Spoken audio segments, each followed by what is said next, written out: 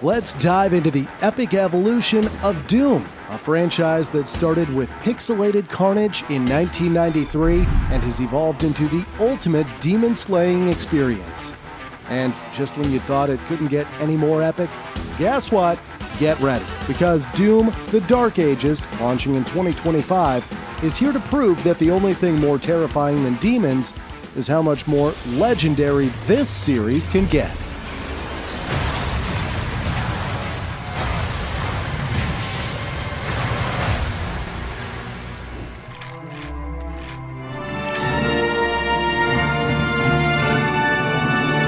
It's time to crank up that Doom music, because this is the evolution of Doom. Let's wind the clock back to 1993, a time when the internet was dial-up, and your mom was probably yelling at you to get off the computer, because she needed to make a phone call. Doom blasted onto the scene, developed by the mad geniuses at id Software for MS-DOS. In this glorious digital bloodbath, you played as a space marine, affectionately known as Doom Guy. Your mission? Simple. Armed with nothing but pure testosterone and a desire to turn demons into pixelated soup, you blast through 9 levels of absolute carnage. Surprisingly, the first version of Doom was handed out for free because, the best things in life are free. Stores got to keep all the profits, ensuring Doom didn't get booted off the shelves for its glorious, gore-filled content. And wouldn't you know it, people went wild for it. 15 to 20 million players in just 2 years. That's not just a success, that's a cultural phenomenon, with a shotgun and no mercy. Doom didn't just break the mold, it smashed it, shot it with a BFG, and then teabagged the remains. 2 years later, id Software decided to cash in on the blood-soaked chaos, selling the full game via mail order. Yep, back in the day, people actually bought games through the mail. It was like Amazon, but slower and with a lot more stamps.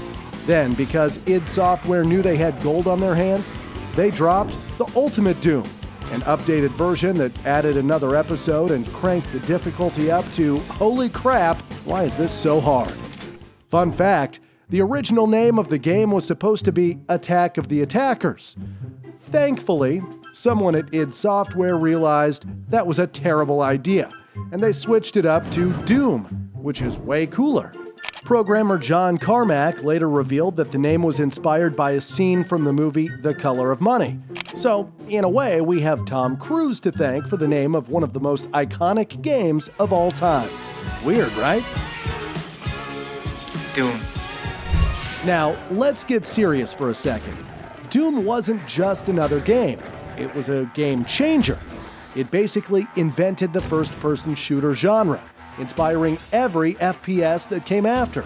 The game was so beloved that it got ported to pretty much every console ever made. They'd put this thing on a toaster if they could. Hell, 26 years later, in 2019, it was re-released on PlayStation 4, Xbox One, and Nintendo Switch because gamers just couldn't get enough ripping and tearing through demons. If that's not slaying power, I don't know what is. But with great power comes great controversy. Doom was notorious for its graphic violence and satanic imagery. This wasn't a game where you saved the princess. This was a game where you splattered demons across the screen and didn't even blink. It was one of the first games to get slapped with an M for Mature rating by the ESRB. And some critics went as far as to call it a mass murder simulator. Yikes! Things got even darker in 1999 when it was revealed that Eric Harris and Dylan Klebold, the shooters of the Columbine High School massacre, were big fans of the game. Harris even wrote in his journal that killing would be like playing Doom, and that his shotgun was straight out of the game. This led to Doom being launched into the national spotlight for all the wrong reasons.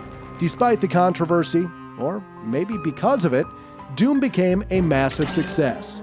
An estimated 3 million physical copies of the game were sold in its first 6 years.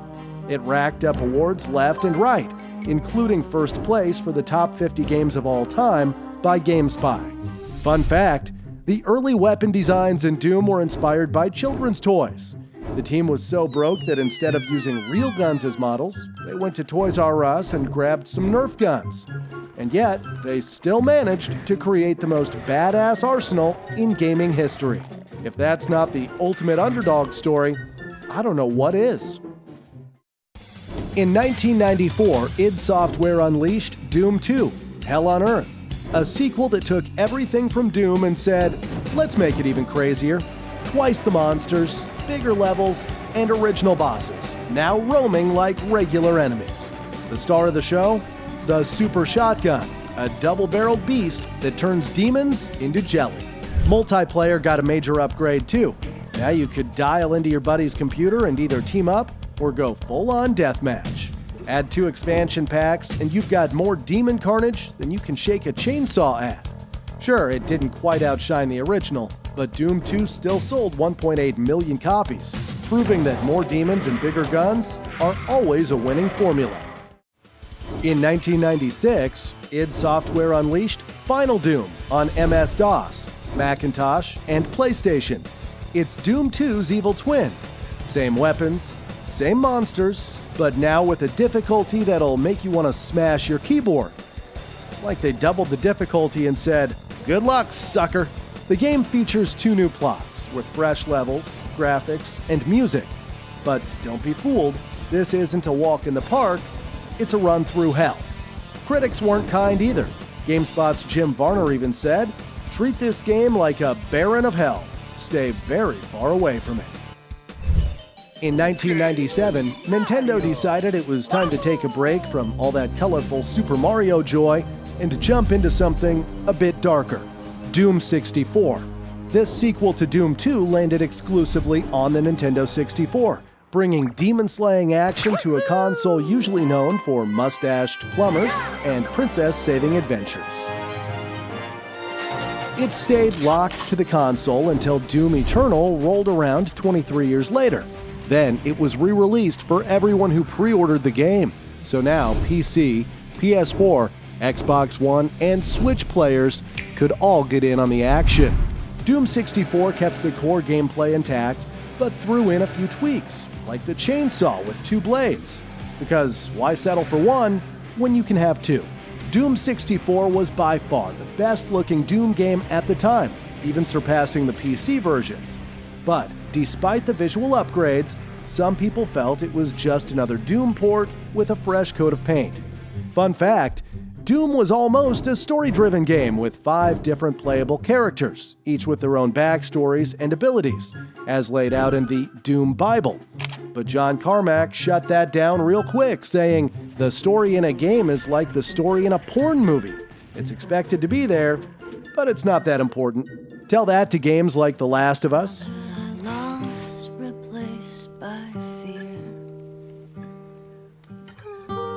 Red Dead Redemption 2. Listen to me. When the time comes, you gotta run and don't look back. And The Witcher 3, where the story is half of the reason we keep coming back. Elder blood flows in Ciri's veins. Which is why the Wild Hunt wants to capture her. Let's take a wild ride back to 2004, when Doom 3 burst onto the scene like a demon crashing through your living room wall. They decided that regular Doom wasn't terrifying enough, so they turned off the lights, cranked up the horror, and called it a day. Doom 3 wasn't just about mowing down Hellspawn anymore. They actually tossed in a story this time, making it the video game equivalent of a campfire tale gone horribly wrong. And of course, you had your trusty arsenal of 10 weapons to help you survive the demonic onslaught. Every demon had its own unique way of messing with you, so you had to stay on your toes, if you hadn't already jumped out of your seat in terror by the 3rd level. Doom 3 didn't just trap you in a dark, demon-filled corridor. It threw in multiplayer modes so you and your buddies could kill each other in death matches and argue over who's the bigger noob. They also cranked up the graphics with some next-gen tech that made everything look so real you could almost smell the demon breath. The game went on to sell over 3.5 million copies, making it the most successful Doom title to date. But they weren't done torturing us. In 2005, they dropped Resurrection of Evil, an expansion pack with a new 12-level campaign, fresh demons ready to ruin your day, and 3 new weapons to help you survive the madness. They even upped the multiplayer chaos, letting 8 players go at it instead of 4. In 2012, Doom 3 got the remaster treatment with the BFG edition for Windows, PlayStation 3, and Xbox 360. This version enhanced the graphics, sounds, and horror effects to the next level.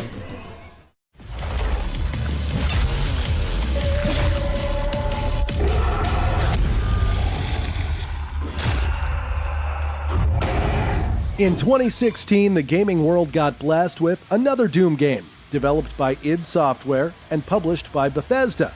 Originally hyped up as Doom 4, they decided to ditch the number and just call it Doom. Because why complicate things when you can keep it metal and simple? Unlike Doom 3, which made you check your pulse every 5 minutes, this Doom went full speed ahead into the blood-soaked, demon-slaying chaos we all crave. It went full throttle into the realm of fast-paced, first-person shooter madness.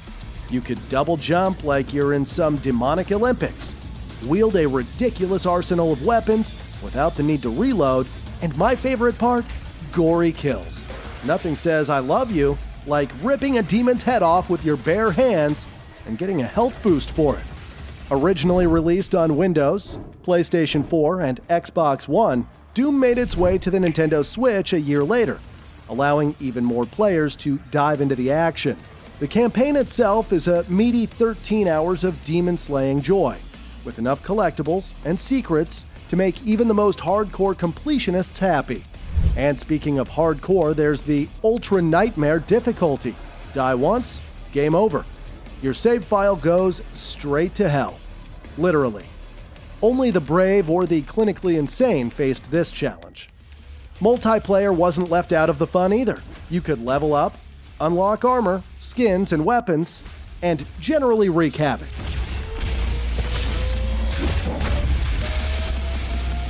Glorious. Plus, with Snap Map, you could get your Bob the Builder on, if Bob built death traps for demons.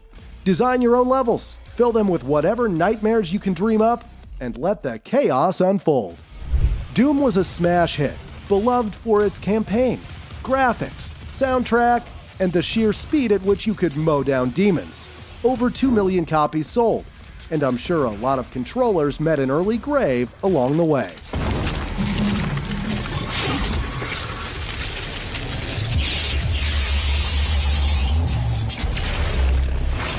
Fun fact, the absolute legend Mick Gordon composed the Doom soundtrack. The dude was told no guitars, and it's like Gordon said, "Hold my BFG," and delivered a soundtrack that rips harder than a chainsaw.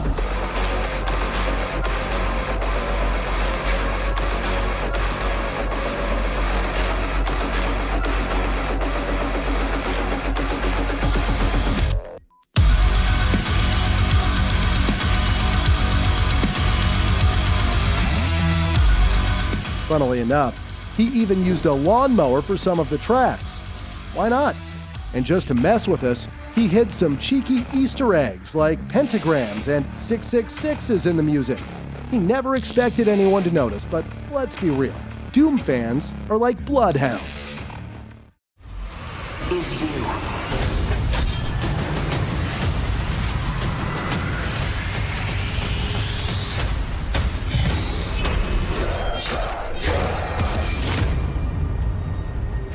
Next came Doom Eternal. This bad boy dropped in 2020 for Windows, PlayStation 4, and Xbox One. Like its older brother, this beast was cooked up by the mad scientists over at id Software and shoved into the world by Bethesda. It's a direct sequel to Doom 2016, so you already know what you're getting into: a symphony of violence and glory kills. Welcome home, Great Slayer.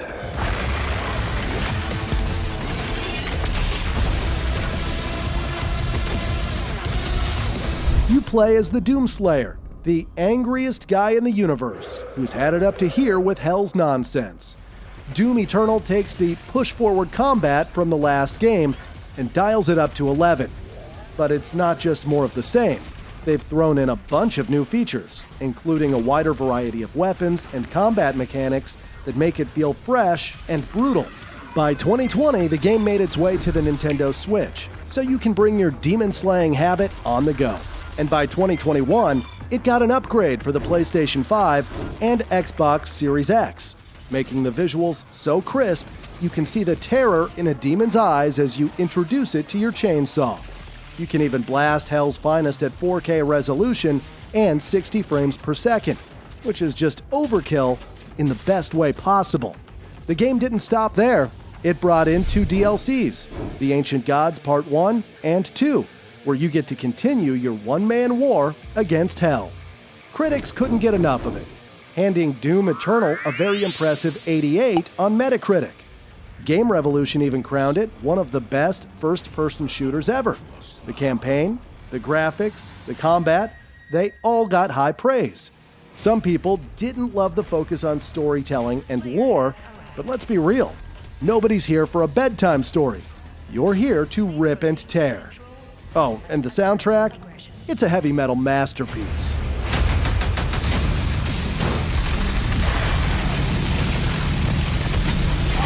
We work to resurrect the only ones who can save this world.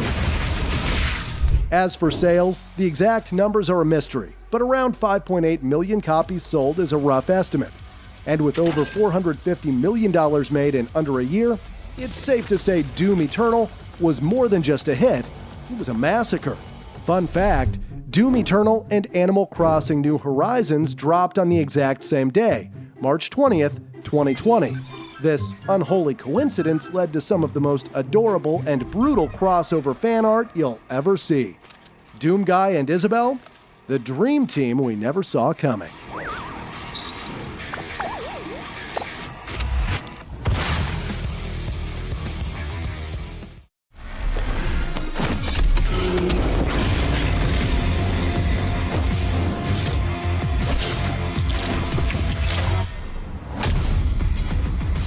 In 2023, Doom tried its hand at mobile gaming with Mighty Doom, bringing the mini-slayer to life in an animated top-down shooter. But instead of packing a punch, it delivered more of a gentle nudge. Just a year later, the app is no longer available for download. Fun fact, back in 2020, Microsoft decided to casually drop $7.5 billion and bought Bethesda's parent company, ZeniMax Media. Suddenly, the gaming world collectively held its breath. Were we about to see Doom become an Xbox exclusive? Phil Spencer, bless his soul, said no, this beast belongs to everyone.